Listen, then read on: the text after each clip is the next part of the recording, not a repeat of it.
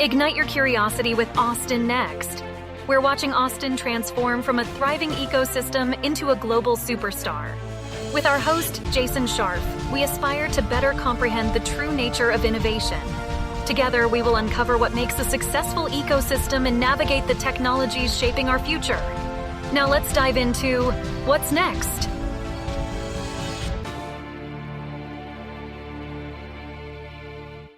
What ties Israel, the startup nation, to the Lone Star State? We're witnessing a growing nexus that crosses tech, cultures, and economic verticals. To explore this emerging relationship, I'm joined by Tal Shmueli and Simone Ledeen from Texas Venture Partners. They're at the forefront of catalyzing this intersection between two innovative ecosystems. Tal Shmueli is the co-founder and managing partner at Texas Venture Partners. A serial entrepreneur, Tal has built and led several companies and served in executive roles at various venture-backed startups, including Magical's head of strategy and operations and Jolt's head of global expansion. Tal joined LinkedIn as its first Israeli employee, where he spearheaded the company's entry into the Israeli market. His efforts led to LinkedIn's decisions to open an office in Israel, highlighting Startup Nation's pivotal role in the global tech ecosystem. In Texas, Tal founded and voluntarily leads the Jewish-Israeli tech community, which continues to grow under his leadership. Simone Ledeen is a leader in defense policy and national security with extensive expertise in intelligence, counterterrorism, and emerging technology. As Deputy Assistant Secretary of Defense for the Middle East, she navigated complex geopolitical challenges, including those related to China's rise. Her private sector work included a key role at Standard Chartered Bank, launching a comprehensive financial crime compliance program covering Africa and the Middle East. With foundational experiences in government, including deployments in Afghanistan and Iraq, Simone's work continues to shape national security through advisory and consulting roles in defense technology investment. Texas Venture Partners is focused on Israeli startups. Walk me through the connection between Texas and Israel. Is it really just that you're all here and that's the focus, or is there something deeper? It started off almost coincidentally. I came to Austin in July of 2021, and I kind of looked around to see what other Israeli entrepreneurs are there, and I got to meet a bunch. We started going out to dinners, and fast forward 3 years, there's hundreds of us building and scaling companies here. And about a year ago, when the war broke out, we realized we have all of this social capital, we have all of these resources, and we're trying to do what's right for the country we love, which is Israel. And in that point, we also realized that donations will only take us this far. Donations are not regenerative, they're not growing the Israeli GDP.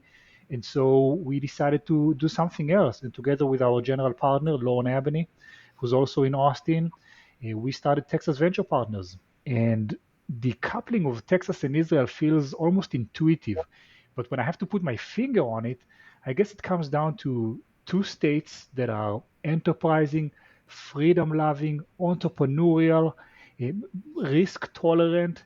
We share those values. We're very economically driven, and those values alone are enough to kind of facilitate that connection. Some of the cowboy ethos lives in Israel pretty wildly, that independent mentality of we can do it on our own.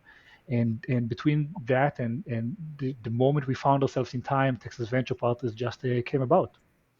I think as well, in addition to all of that, which is, I think, a really strong background for why we're Texas Venture Partners, I think also, I mean, just traditionally, historically, pre-October 7, Israel and Texas have had really strong trade relations in a number of areas, including electronics and healthcare tech and cybersecurity. So I think there was a good foundation for this already, and this is something that we're building on. Has that traditional connection you said between these different industries, is it been commiserate with the size of Texas and similar you would see in New York, Florida, in California, like the other big economies, or has there been something different in Texas? Has it been like, over-indexed or for the size? I would say that. Sorry, Simone, take it away. No, please. Go ahead. All I was going to say is I think, we in My Texas, there has historically been this export trade, but from Israel gets the benefit of exporting these products here, including medical devices and defense technology. And what goes out from Texas, electronics, machinery, chemicals. I think, Israel is such a small country. I think the state of Texas is much bigger than the entire country of Israel. And so obviously, do the math on the size of exports and imports. But I think if you take that as kind of a starting point in terms of the importance of these trade relationships and what they mean for the state's economy and for the country's economy, I think actually is quite significant, even if the numbers themselves are maybe not that big. And I want to double down on the Israeli perspective of that collaboration. Traditionally, Israeli entrepreneurs found themselves going either to New York or California, established Jewish communities, places where it's convenient to raise a family. And this is, you wanna claw as much freedom as you can as an entrepreneur. So if I can go to a place that I already have a community there, they already kind of some paths have already been laid out, I'll go there. But Texas always had all of the components to be I don't want to say the next Silicon Valley, but the next version of it. And I think what it lacked maybe is some of the density and some of the momentum. And you look at COVID and what it's done to the economies and the ecosystems, both in San Francisco and California and New York, and how it kind of pushed people outside of those states, and they came to Texas. So between that and then you show up and you realize this is actually quite a great place to do business in, and this is a fantastic place to raise a family in. So couple that with the sentiment in those states following October 7th, and Texas is an inevitable outcome. It's the safest place and most convenient and comfortable, probably the best platform in the world for business, especially if you're Jewish or Israeli. So, Tal, when you said when you got here and you looked around, you met a lot of other Israeli entrepreneurs. From your sense, is it mostly in migration within the United States? It was Israelis that were already here moving from other states, or was it, direct, international migration, Israelis first time coming from Israel and ending up in Austin? So by a lot of entrepreneurs, I mean 4 other people. 3 of them are San Francisco folks who just had enough. It wasn't the place for them. They've seen enough and they had it. They wanted to go to a place that offers them more for their money and a better lifestyle opportunity. They found it here. The 5th one came here for tax reasons. He had a significant exit, and he said everyone told me I should come to Texas. And when I challenged, he says, "Oh, so you know people here? They told you to come over." He goes, "Man, I don't know anyone here. It's my accountants who said that." So that's the reality of it. But it's funny. It's since then, and obviously since when you and I first met, that there's been quite a few Israelis here, and much more than I would have expected. When I moved here. What is your sense now, though? Is it been coming from other places or coming kind of internationally and setting their foot down? So 2 things have happened. One, if you're already in the U.S. and you're kind of questioning your life choices, Austin became the way you phrase that. Austin became a reasonable place. It became a sensible place. You've heard so much about it. You are at the very least curious about it. So you'll come and you'll check it out. And guess what? You'll probably fall in love as long as you didn't show up in like August. So that's one thing. The second thing that happened is that Israelis who are living in Israel and working in Israel realize that, oh my God, if I have to choose between the cost of living in San Francisco or the hectic life in New York, there's a third option. It's called Austin. And I started hearing that name quite a lot. And once they reach out and they pick up the phone and they call either me or Simone or Lon and they're asking us about what's happening, we kind of tell them what our experience is like. And by the end of the call, they're like, I guess we're going to have to check it out. And they end up doing that. It got to the point where one of the universities in Israel, who usually takes their MBA students to San Francisco and New York, they're like, guys, would you come and pitch Austin to us for our MBA program? We've heard great things. It seems like it's up and coming. We're interested. So naturally we did. And if it wasn't for the war, we'd have already seen the first cohort of MBA grads from Israel coming to Austin. God willing, it's gonna happen November 2025. So I want to kind of focus in a little bit on the firm itself, and the just looking for the website, like the thesis says, we invest $1 to $4 million in early stage Israeli defense tech startups and help them break into the U.S. and scale globally. So how do you interpret that scope? Is it a very broad scope? Is it very narrow? Obviously, defense tech can be taken in a lot of different ways, from kinetics to cybersecurity to help me frame that. To me, I think our starting off point is this publicly available kind of published list of investment priorities from the US DoD. There's a list of 14. Anyone in this field is aware of them. That's kind of a starting off point for us. I think there's some areas where, as we've been listening to a lot of pitches and kind of learning the environment in Israel and what people are really focused on building there right now. It's helped us to maybe narrow down where we want to be. But I think initially for us, that list of 14 is really the starting point. And to consider other tech outside of that, I think it has to be pretty amazing for us to do that.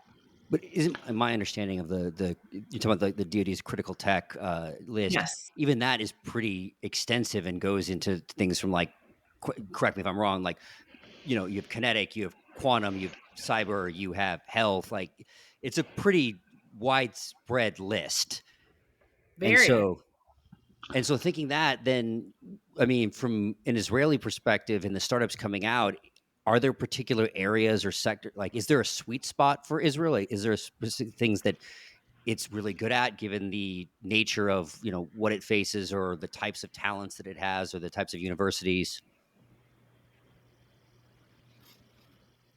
Yeah, over to you, Tal. So when we overlaid, we've put our thesis together. We wanted to make it as broad as it makes sense, so we can capture as much opportunity, but also not too broad, so it doesn't get diluted and become like an everything fund. So when you think of Lorne's background, started 2 companies from scratch, managed them, IPO'd them, becoming the youngest ever CEO on the Toronto Stock Exchange. So obviously, a business architect of the highest caliber can help our companies grow and scale and reach meaningful size. You take a Simone's background, former deputy assistant to the Secretary of Defense, in charge of the Middle East. I mean, no one knows the DoD better, can open any door in the Pentagon. You take myself, deep roots in Israel, in the entrepreneurial community, an international career, a strong operator, and you get this trinity. And within those trinity, what we did is to take those technologies that Israel can export, cyber intelligence, electronic warfare, sensors. The list goes on. I can go a little deeper. And then we overlaid it in front of what the DoD looks for. And that sweet spot is what we invest. So these are software and software enhanced products. These are, I mentioned cyber intelligence. Personally, for us, when we're looking at cybersecurity, it's not something we're interested in. We believe that field is priced out. The good opportunities are probably in places people have spent less time looking at.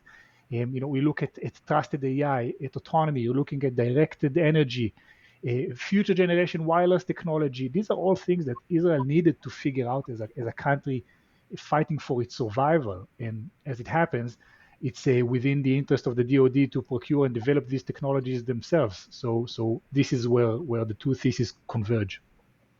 So has that generally been that Israel's particular tech stack and defense stack is being, given its situation, is so unique, and that fits well into the areas of gap that necessarily that the U.S. has in the critical technology? So there is that kind of that bridge, saying, like, okay, it's the kind of the list that you said, like, here's where those things fit, and here's where that kind of nation. Because one of the issues that I've seen in the Israeli startup market is, given the size of Israel, you can't essentially can't build a unicorn because the market's not big enough, right? Like you can't scale to that size. So you have to be able to break into other markets. Please correct me if I'm wrong in this case. And so here it's where, like, here you have to be able to then move into these other markets.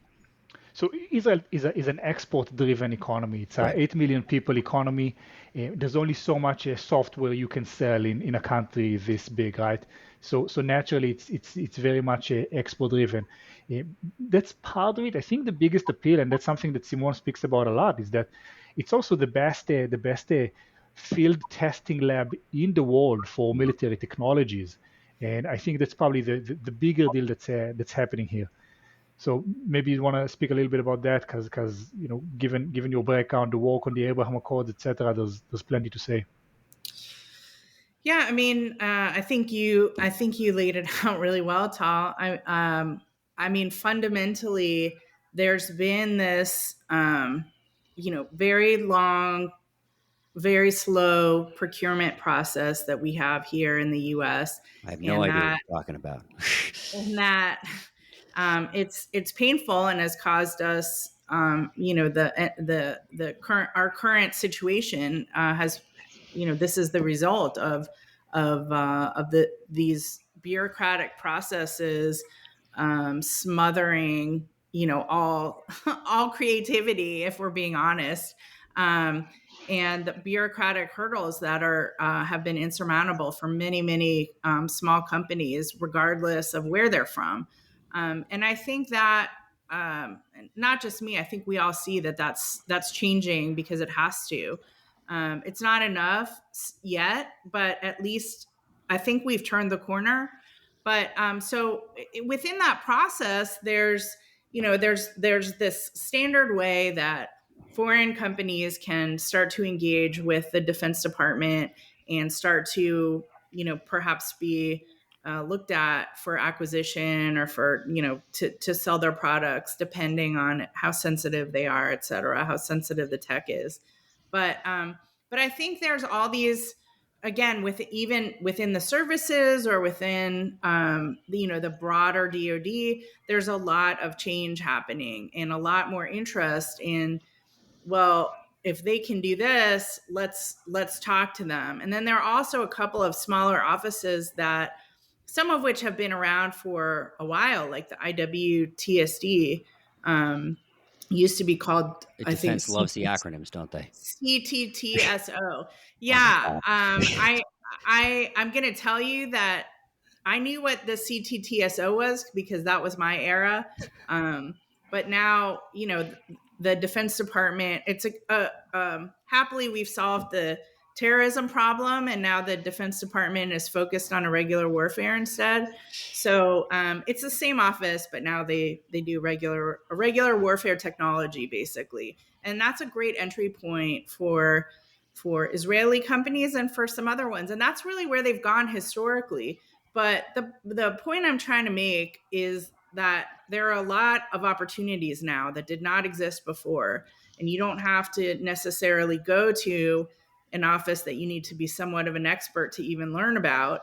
And there are many more entry points because there's much more interest in just winning. We need the technology that's going to beat our enemy technology. Who has that? Who's building that?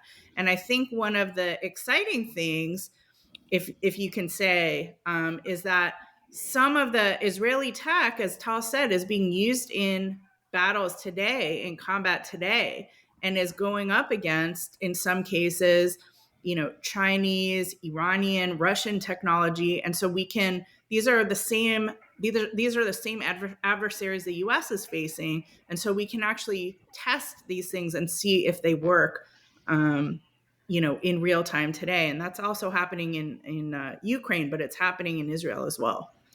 And just I want to just kind of, like, for the record, speak about Israel's ability to produce unicorns, because I think what we're seeing now in the defense sector is it's happening now. It feels kind of new. We have Palantir, we have Anduril, but now it feels like it's being mainstream. So when you think about Israel as a unicorn factory, it's like the number one in the world in unicorns per 1 million residents. more than anywhere else. And if you think of Israeli founded unicorns that are based in the US, so as of last year, there were 54 of them in the US. 54 companies born in Israel came to the US worth over $1 billion. The only country that has more is India.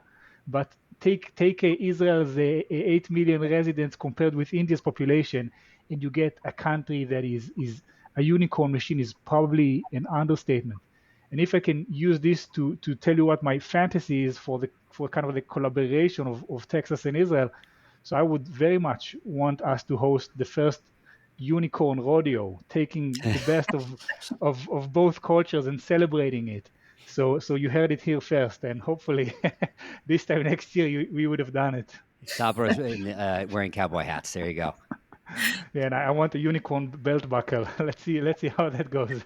Well, it's the thing. I want to dive into the procurement for a second, because I think we talk about like the negatives of cost plus and all the problems that we see, and then of course, like, I know this isn't defense tech, but the issues we're seeing with Boeing right now in space, and the Starliner issues that are now having it beeping and weird sounds as it's coming down, and who knows what that. Yeah, I say so. It's we've seen bad sci-fi movies that start that way. So like I don't know. I'm uncomfortable when my fridge is making sounds I don't know. So can you imagine being stuck in space and having those sounds? Or when a spaceship is coming down to Earth and like that. Like someone was making a joke on X today. They're like, we've heard this before. It's a countdown timer. Like, but the question is like, when you said, like, obviously when there is existential threat on the line, you can get these things out faster. You have a different sense. So what can we learn from a process perspective for procurement? What is Israel doing differently to actually move those processes faster to get things from concept to the field? Well, I hate to sound cynical about it, but it's called a surprise attack. And on October 7th, when we realized just exactly what was going on and the scale of this attack, half of the people working in Israel have some ties to tech or high tech. And immediately we realized this is above the scope of anything we've seen before. It's all hands on deck. People dropped everything they left and they went to fight, whether they were called or whether they just felt like they had to. Part of the war efforts meant that people were putting their companies at the hand of the military, saying, we've got some video analytics capabilities. Can you use them to trace hostages? We've got some manufacturing capabilities. Can you use them to do this or that? So we had to cut through a lot of red tape in order to do that. The army found a way to accommodate and kind of contain a lot of civilian technologies into the army.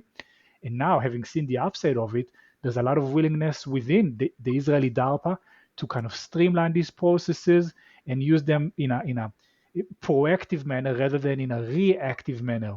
I mean, I'm sorry if it sounded cynical, but it takes a huge disruption to make those systems kind of change their ways, and we experienced it. So then I'm afraid to say this. So then prior to October 7th, they were as bureaucratic and as slow.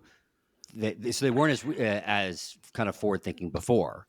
So the way it would have worked, the Israeli primes would have probably gobbled up a lot of the innovation, and they would acquire those companies, or these companies would have been like their contractors, and then the way to the US would have been, as it is now. And now we're realizing, gee, we just can't move fast enough. So you have to innovate outside of those primes, and then find your way to the market. So then, with all these new offices in eye charts and acronyms that I can't say, so what is kind of then the market in the way to the market here? And is it kind of going directly? Is it working with the old primes? We talked about like Palantir and Andro. Like, is it kind of these up and coming primes, or I don't know how we want to classify them? Because as we even said, the U.S. defense tech market has drastically changed because we've now had this whole new wave of amazing companies kind of coming in and like royally disrupting kind of the legacy primes in the best way possible. So how does kind of these new companies, these Israeli companies, kind of fit into this equation? I mean, from my perspective, and this is, when we're working with the companies that we invest in, it's like all of the above. keep throwing the sticker up against the wall to see what sticks. I think in many cases, and this is also just because of how we decide what we're investing in, there's already like a clear requirement for the technology that we invest in and for what is being built. So there's kind of a clear entry point if you're doing it right. But again, there are always new requests for proposals that come out. There's new, you have 2 weeks to respond to this. We're looking for tech that addresses A, B, C, D. That sort of thing you can't really predict, and that can be a really exciting way forward. I mean, the SIBR process. I'm not a huge fan of the SIBR process and the SIBR zombie companies. I've seen, Or the mills. I've seen, yeah. Well, I don't know if you're familiar with Amanda Bressler's work, but she has a huge body of work. She's not here in Texas anymore, unfortunately. They moved back up to the DC area.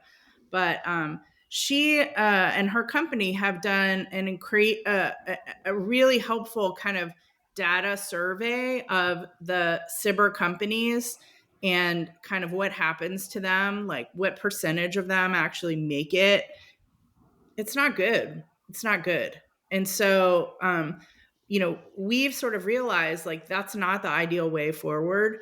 And again, like you mentioned, there's so many new kind of pots of money and authorities and things that different parts of the DoD can do to invest in this technology and actually start using it, start testing it.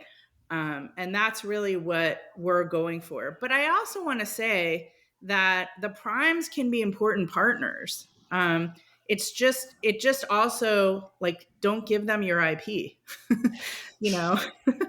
I think a lot of people who are new to this field get excited if they get a meeting with, one of the primes. And I don't want to cast aspersions, but everyone should be careful to protect their IP.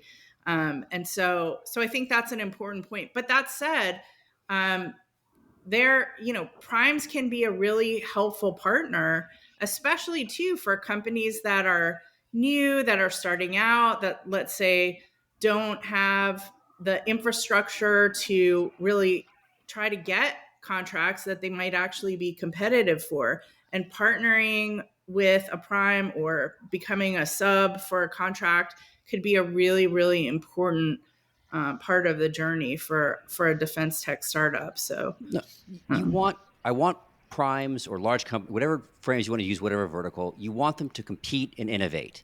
It's when they say, I deserve this, I'm large, I'm big. That's why those are the companies that need to be, fall and taken out.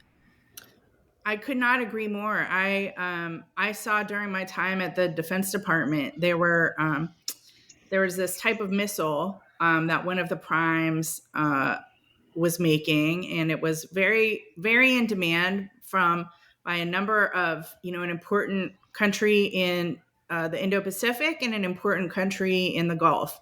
And this company was 2 years behind in production of these missiles. And both countries needed them like yesterday. And one of them had even paid a one-time non-recurring fee for standing up a factory. And still their delivery was going to be 2 years late. And that's not acceptable.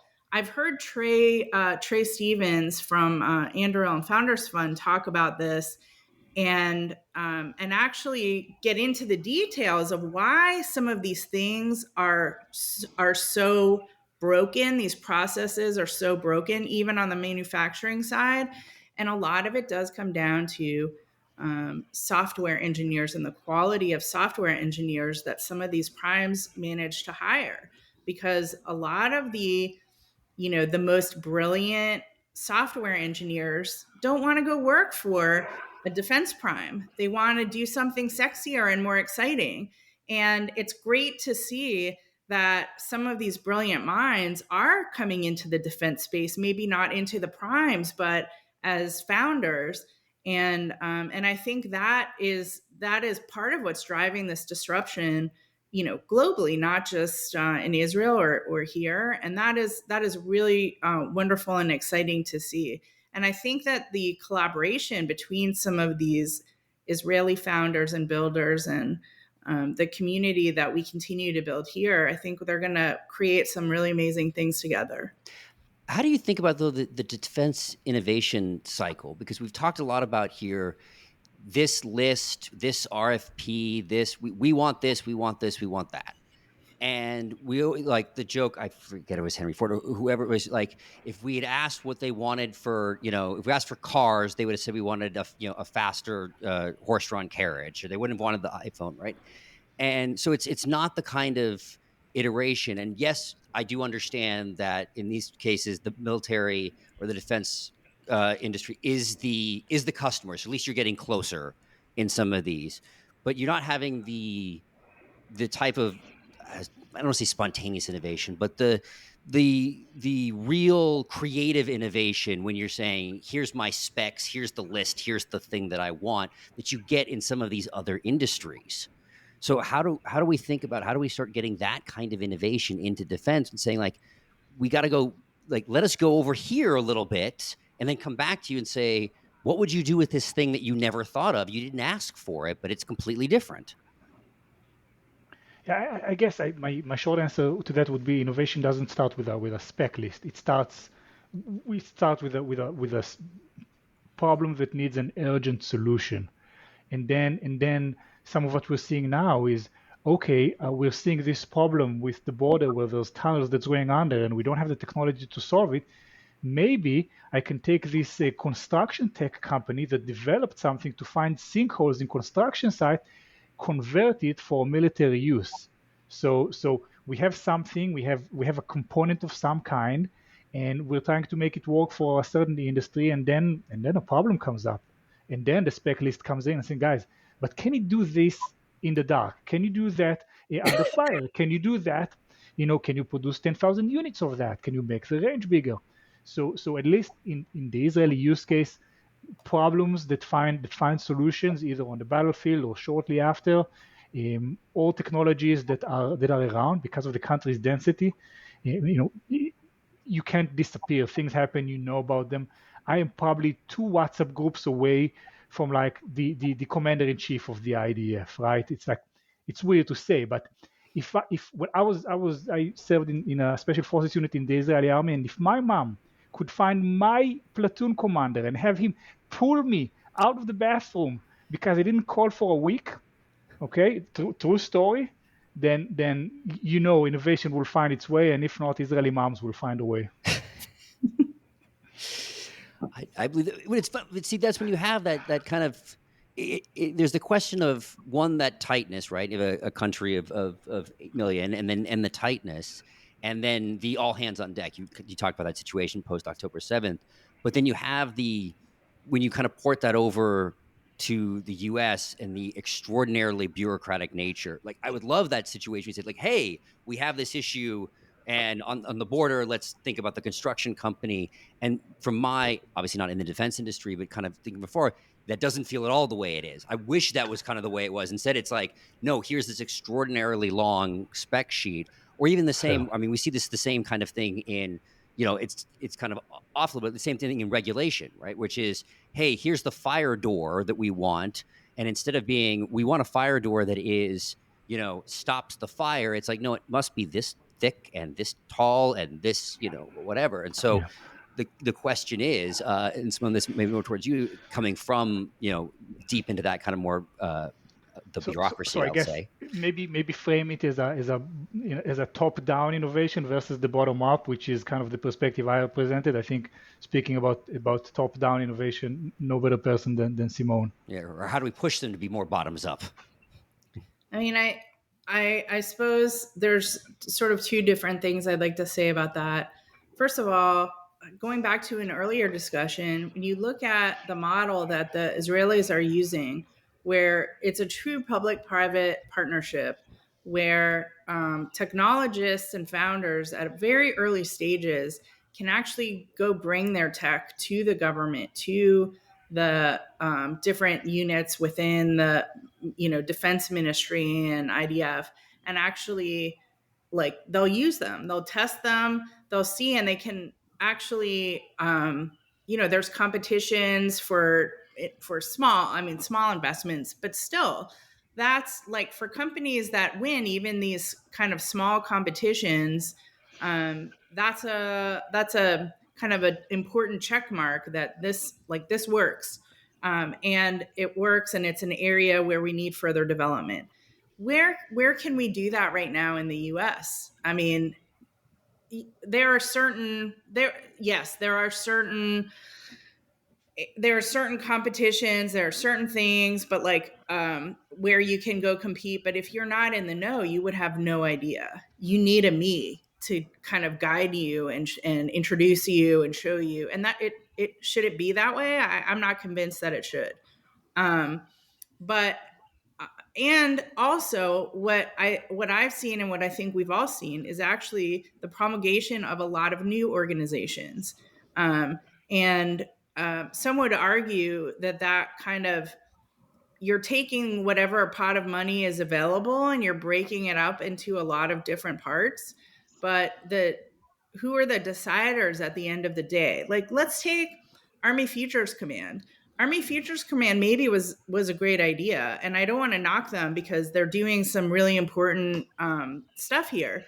But they lost a big part of their budget. They are a 4-star command. At the end of the day, they operate like a Army 4-star command because that's how the Army operates. So I want to pause there. So break apart that sentence for me. What does that mean? Like, what does operating as a 4-star command mean to you? Doctrine. There's processes that you cannot, you have to follow. You have to get approvals. You have to work within the system. And we've seen over time, over decades, that unfortunately can result in companies with very important innovative tech not being able to survive long enough to make it to a defense contract, an Army contract, or if they're solely focused on defense customers and not kind of first pursuing a commercial application for the technology they're developing and kind of doing that to stay alive.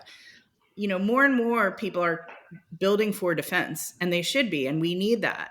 But again, how many conversations do you have to have with people in the chain? How many different things do you need to apply for? And then there's also the kind of onerous, important, but expensive cybersecurity requirements, the training requirements, the amount of time that it takes to get a facilities clearance license, which for many companies can be years, and the technology that they're developing is obsolete, but it actually, by the time they get the FCL, but they really needed to get in 2 years prior to be, sort of relevant, but they couldn't clear the hurdle. That's another reason, by the way, for a partnership with a prime, folks that have clearances that can kind of take your hand and walk you through the process, and walk you in the door. But I know everyone has, on our side, we have, and obviously on the Israeli side as well. But for us in the US, we want to win. I think everyone has good intentions, or at least for the most part. But I do think that creating new offices and new decision makers doesn't fix the fundamental problem. You're just masking it. We really need Congress to look at what the requirements are and, frankly, delete them. We need new legislation for how defense procurement happens in the U.S. So I don't blame the DoD for this. They're operating within the box that they've been put in. That's just my perspective. So think about the milestones when we invest in. You hinted to it in the beginning, $1 to $4 million. We invest, for a year. We buy the company a year or two of work, and if they're building for a singular client, and that client's procurement process takes 3 to 5 years, guess what? They're going to run out of money in 2 years, and they don't have much to show for. They're not closer to revenue. They're not. If it's not a dual use company, then you don't know that they could show any meaningful progress beyond the R&D. So it's kind of like building the tunnel on both ends. Either the primes and the DoD need to find a way to make it easier to work with them, and we need to rethink how we're funding those companies so that we give them that extra 6 to 12 months if they need to. So, what is your guys' position on dual use? I've kind of heard both sides from different people. One on, yeah, it's a good idea. Obviously, opening your market, making it larger opportunities. Others, it's it creates certain focus issues, and just if you're a defense company, go be a defense company. What is your guys' position? So when we assess a company, we have a scorecard, if you will. Those are some of the things you'd find anywhere, like team and technology and time and timing. Fine, but when you're looking at what we do in terms of the defense angle, so we're looking for impact on the battlefield. How soon can we make it, and how big can it be? Then we're looking at, is this a strategic tiebreaker? How big is the contribution to national security? And lastly, we would say, is there a dual use angle here? Right? And sometimes we find ourselves saying, well, this technology is so powerful that if we are to make it a dual use company, we're probably going to have to sterilize it a little bit. We have to take some of the sting out because it's too powerful to be used by a corporation, for example. I mean, personally, yeah. I mean, there are a number of companies that I can think of that they're just pure defense companies, and I think that's right. I do think in some cases there's like law enforcement application, so I wouldn't call that. Quite I don't know dual if you use. Yeah, light dual use, but because there's a lot of kind of transferable tech. But and especially if you're looking outside the U.S., there's a lot of complementary things that the militaries and law enforcement can do. But yeah, I think as an investor class, most people working in defense technology are kind of graduated from being that worried about a dual use application. Like there are enough requirements, and there's enough demand for defense tech that I don't think you need to apologize for it. I think that's what we're building, and that's what we're investing in. And so, Simone, I want to circle back to something you'd said about that Congress needs to change some of the requirements. And so this is more of a philosophical question. There, obviously, you're investing in and providing guidance in some of the different things you do as a venture capitalist. How do you see, if at all, the role that you guys play from kind of portfolio wide? Like, do you see any role of trying to kind of, clear the path or smooth the path kind of across the portfolio? Because some of these issues that you're talking about affect everybody that you're investing in.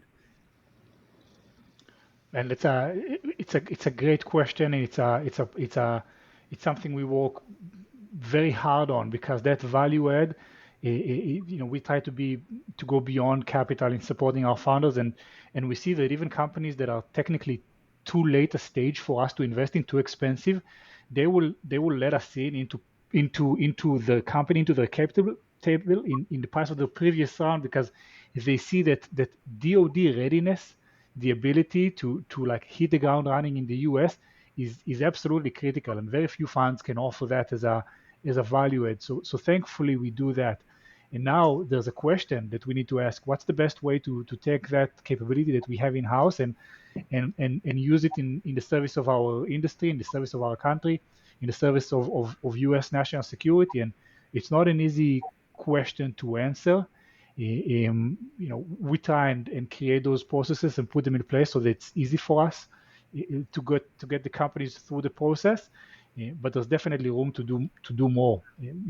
When we started the fund, we started it with three goals. Number one was to support the Israeli economy and ecosystem in the darkest hour.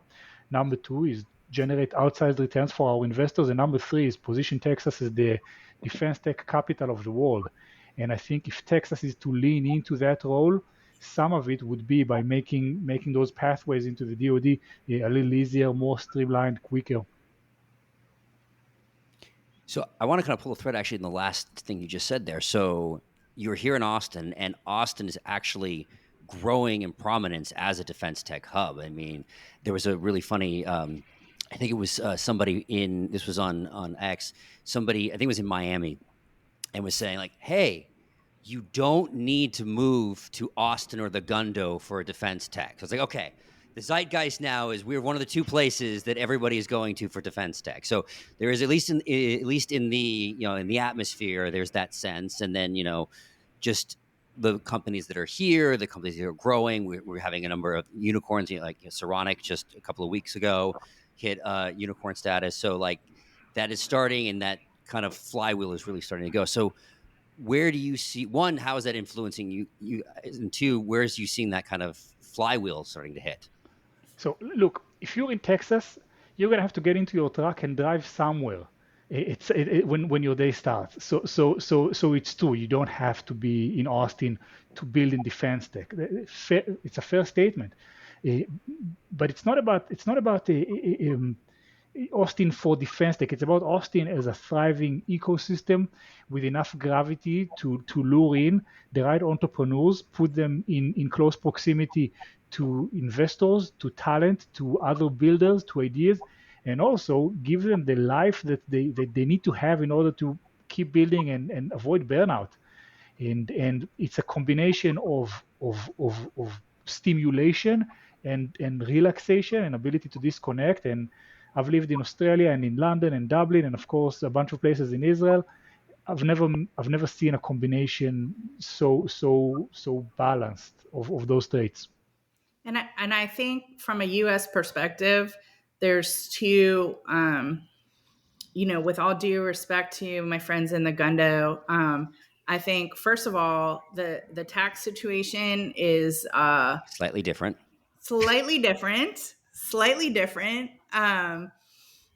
I know I always hear about the beaches and, that's fine. But the tax situation is much better. And I don't know a state that is more friendly to veterans than Texas.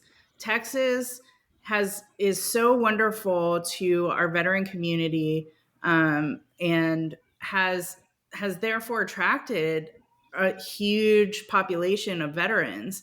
And especially in my experience, I mean, I did the majority of my career in the government. I spent around the special operations community. And I know there's so many former and retired special operators that live here now. And a lot of them are building. A lot of them are advisors or part of these important defense tech companies. Saronic's founder is a former Navy SEAL. There is a very, very strong community here of people who want to win. We want to kind of looking out at the threats that the United States and the Western world frankly faces in the coming years. Like it's a motivator for a lot of us to get building and get busy. And when you have a community like we do here, where you have the active duty military, you have a lot of exciting, technology, big brains, and you have a really motivated veterans community. And on top of that, you have very patriotic investors who want to put their money into the United States winning. I think that's a really powerful combination. And I don't really know anywhere else in this country where you have that sort of confluence of things. So, and Frank, that's, one of the reasons I mentioned are why that plus my family is a reason why I moved down here. And it's been super exciting, and actually has far exceeded my expectations. And in terms of just the quality of people and the quality of things that are being built here. And I think we all get excited when we meet other people who are kind of on our same wavelength and building cool things. It's motivating to be part of that. So I don't see that getting, lessening in the coming years. I think I see that getting stronger and stronger, and we all leverage each other and keep building.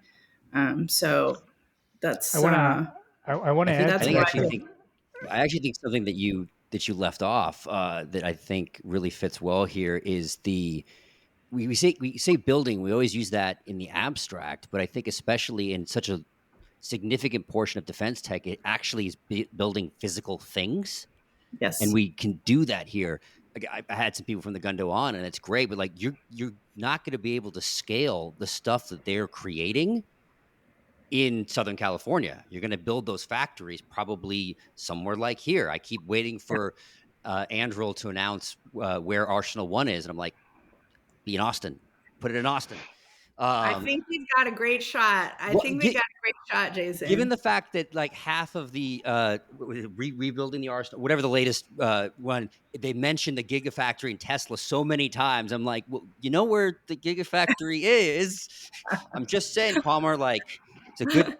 Like, this is where, but you start having that, right? And then you have like the Hadrian. I always forget, I mispronounce that one, but like they're building their next factory. Like, you kind of see these kinds of things. Or you had Boom.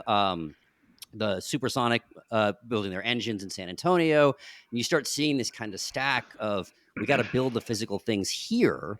And then one of the things that also I think that I think isn't talked about as much is when you start having those physical plants that doesn't have the economic bifurcation that you have in some of the other places like San Francisco, where it's like, oh, it's a service industry and the tech workers, like, oh no, you can go straight out of high school and go work at the Gigafactory. You can go at all of these places. And so it's a economic prosperity kind of all the way around. So, and we have the space to go build a giant Samsung plant, a Gigafactory. Like, I remember, when they were building the Gigafactory, my wife was like, oh yeah, you should go take your son out there. I was like, okay, but I hope we can find it and don't miss it. And then we took the turn. I was like, no, you cannot miss that. It is impossible. And I, that's another important point, because, by the way, when you're talking about defense technology, you're talking about weapons. It's not just, software and or vehicles. You're talking about explosives, explosive material, chemicals, all of those types of things. And when you start digging into the regulatory requirements, obviously the federal regulatory requirements are significant, but You don't put them different. downtown? I mean, no, no, but where is there enough space to do that, where you have the requisite standoff space to build? I mean, General Dynamics just opened a factory for 155 millimeter artillery rounds. They're making those now in Mesquite for the Army. Think about what where can we go next? What can we do next? And I think it's important to understand when we're like I said, when we're talking about defense technology, that can include munitions as well. And I think Texas is a state that understands what the requirements are, and would like lean forward in that endeavor a lot more than California. Guys, I want to add two things on the community building. I know it's maybe a step backwards, but I think one thing that people sometimes get wrong about Austin is they say, oh, we moved to Austin, and then you have to remind them, no, you moved to Texas, you know. And so we found ourselves doing that through the community of entrepreneurs we've built here. It's like, guys, it's okay that you live in Austin, but guess where Austin is at? It's in Texas. So a few things come with the territory. It's a lot of territory. A few things come with it. So it's a distinction that we make, and we love the culture here for everything it has, and so we kind of put it front and center for us. And I think the other thing, when you had that guy saying you can build defense tech anywhere, maybe, but you also need to build a life around work, and I think that's what Austin has to offer that other places have different takes on it. So when you take that and you take the military industrial complex and all of its expressions in Texas, I mean, it's a bingo. Yeah. So what I remember when I moved here and I raised my hand and said, "Hey, I'm here in Austin," and I met people in Dallas and San Antonio and Houston without even trying. So we're definitely here. And so I think Simone, you asked what's next. I think it's a good launching point for my last question. I always end with the same question, but Tal, because of the way you just said that, I'm going to ask a different question. So I usually ask what's next Austin, but because of this, then so Tal, what's next Texas? You know, I'm an Israeli. I have a funny accent. What am I even like? I find myself here. I'm like, what is it about this place that draw me to it? You know, what is it? Is it reading Cormac McCarthy when I was 25? Like I don't know where it started for me. But my work here in the last 3 years was kind of isolate those things about this place that I like and making it part of our fund's mission and my life's mission to make people aware of it and come and celebrate and partake in it, because I think Texas has so much to offer, and I think it's well on its way to making that offering more accessible. My one ask is not for Texas, you know, it's not what's next Texas, it's what's next for the people who are considering Texas as a home. It's not perfect, but it's pretty close to it. Let's work to make it the place we want it to be, and kind of in the Austin way of keeping Austin weird. So let's keep Texas and preserve the good. Simone? I don't know how I can improve on that. Yeah, I mean, I agree wholeheartedly.